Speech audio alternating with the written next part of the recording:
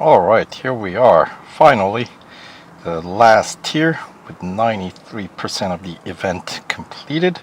Tier 15 for 50 extra gold and the car, of course. So we got an endurance at Silverstone, the Bridge Grand Prix circuit, Speed Snap at Dubai International Circuit, and finally the Cup at Le Mans with the PR requirement of 32.7. So let's start with endurance, shall we? The car has been serviced. Why not, right? Let's check out what the target distance is. 3.8 kilometers, so that's not too bad. Should be actually quite easy even with the car in critical condition. And let's see. Not the most expensive car, and if you have the other, well, if you have Mazda RX-7 already upgraded enough to complete the bonus series this car's featured in, then you can win another 56 gold from completing that series, which means essentially combined with the 130 gold that you get for completing this series and winning the car, obviously if you add those together, that's 186, which is the exact amount of gold it cost to upgrade this car's PR up to the target of 32.7. so something to keep in mind. So in my case, since I do have my RX-7 already fully upgraded thanks to I think we had an upgrade discount at some point not too long ago. I don't remember exactly when we had that,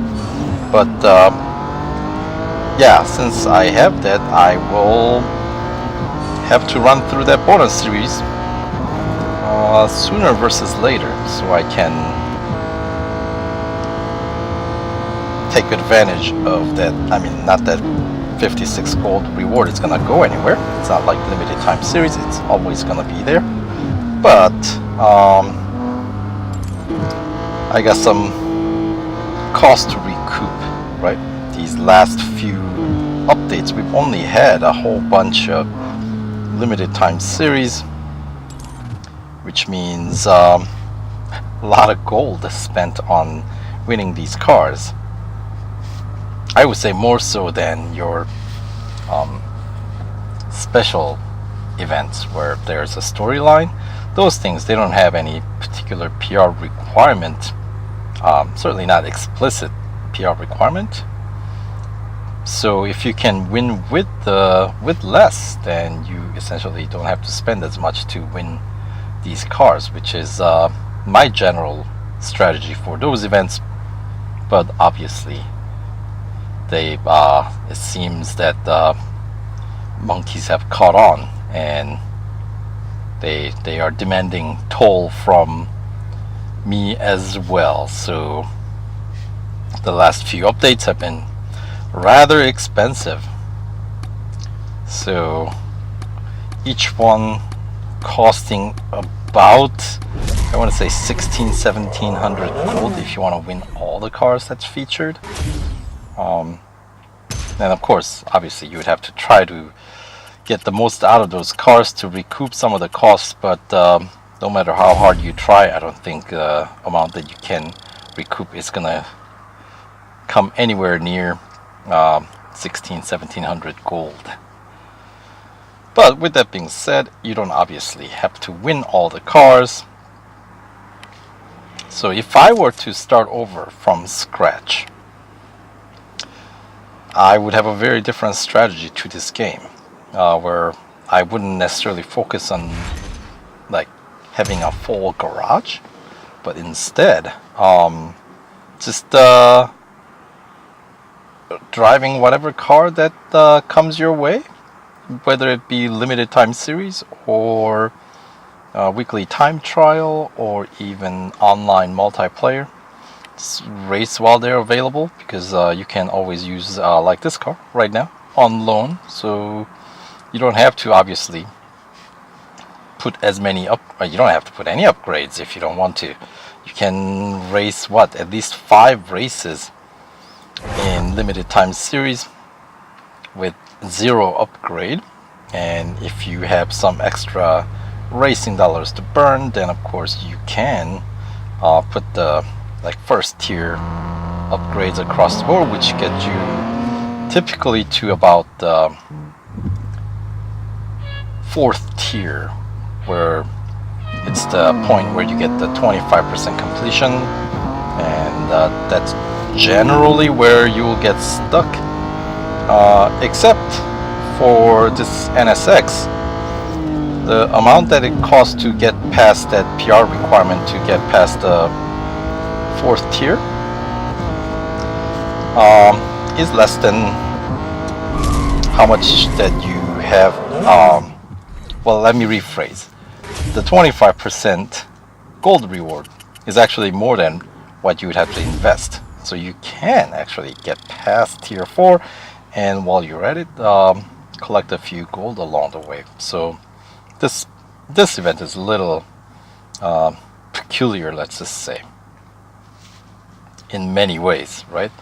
To reach the PR 32.7, it wasn't 3 upgrades across the board. It was this goofy thing where you only needed 1 racing dollar engine upgrade, and then you had to max out these other drivetrain, body, suspension, and tires and wheels, while you had to get 2 gold upgrades on, or not 2 gold upgrades, 1 racing dollar, 1 gold upgrade, so 2 golds each on the exhaust and brakes.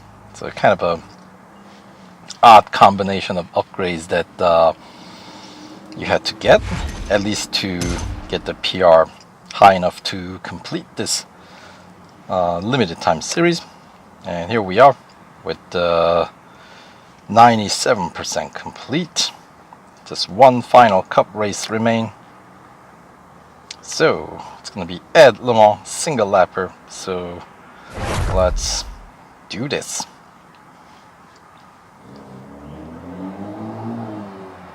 And just a small grid of 10. So alright, should be a pretty easy race, especially if you're familiar with the track.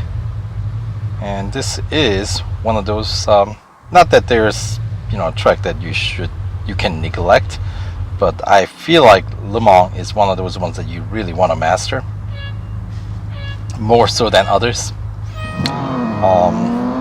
Primary reason being, it is the longest track, so if you get good at this one, lots of fame and racing dollars that you can earn quicker, right?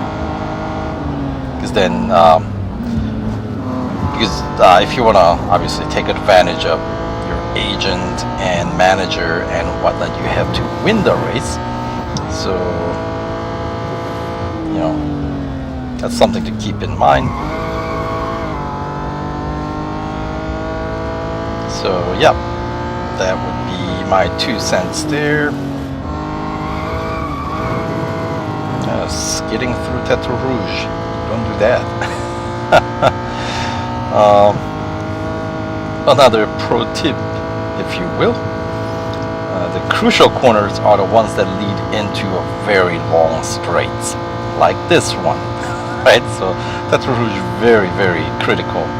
So if you can master those, and the first chicane is of course very important, because the second half of this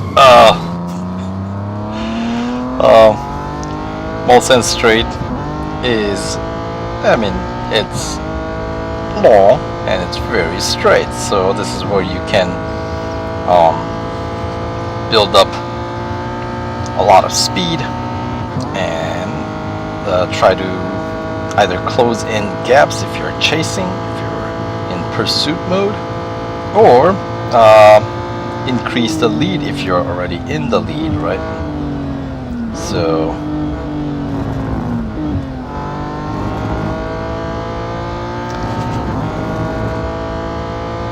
I say Le Mans races are one of the quicker races to build up your fame points. Definitely has the highest payout.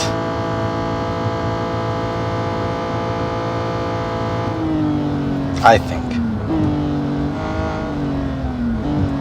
Anyway, another very crucial Mulsanne corner there.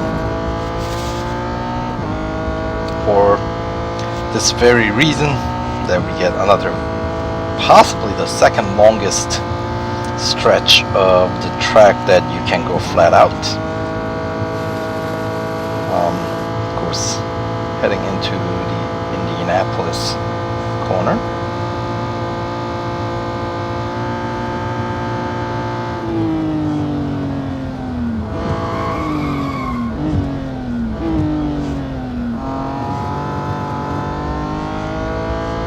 Alright, and we got a pretty healthy lead as well. We're over a kilometer at one point.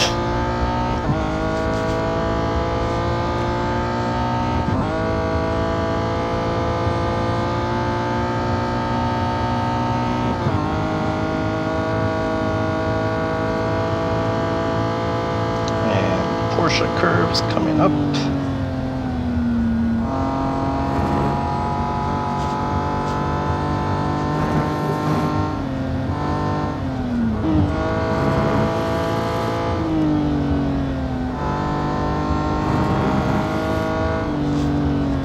Of course, this week's time trial, right? The weekly time trial is featuring the RX-7 and the NSX-R. So I think top of the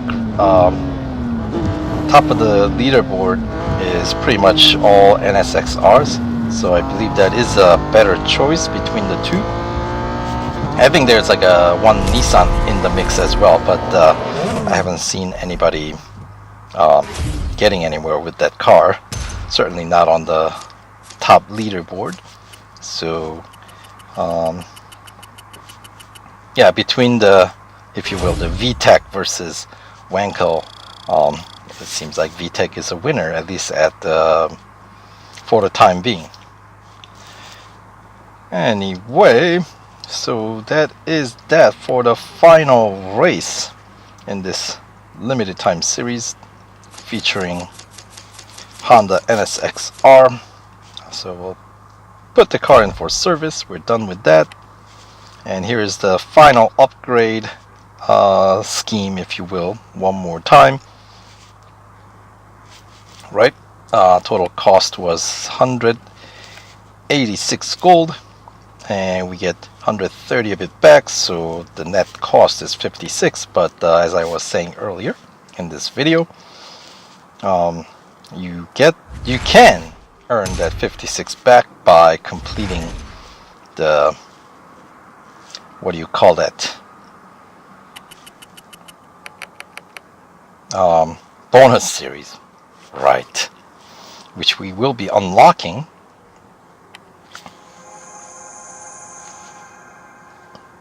soon after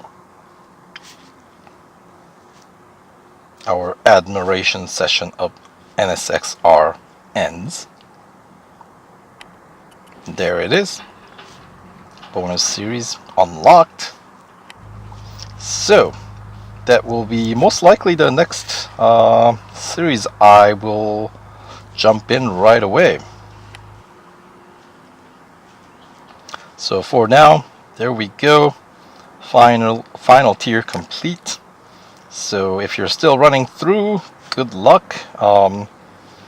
Just a little bit on the slower end, but it's you know, it's a fun car and definitely will be useful in this week's time trial tournament. So that does it for this video. So if you enjoyed the video, don't forget to give thumb up on the thumb mark below the video, and yeah, subscribe for more contents. Once the next limited time series begins, there will be, of course, I'll have a series overview and upgrade scheme video following there. So later on in a few hours, once the, I think it's at 1 hour, right? But I don't know when the video will go up, most likely sometime this evening. So give me a couple of hours after that. I got slow internet, so takes me a while to upload videos. Anyway, for now, that does it for me. So over and out.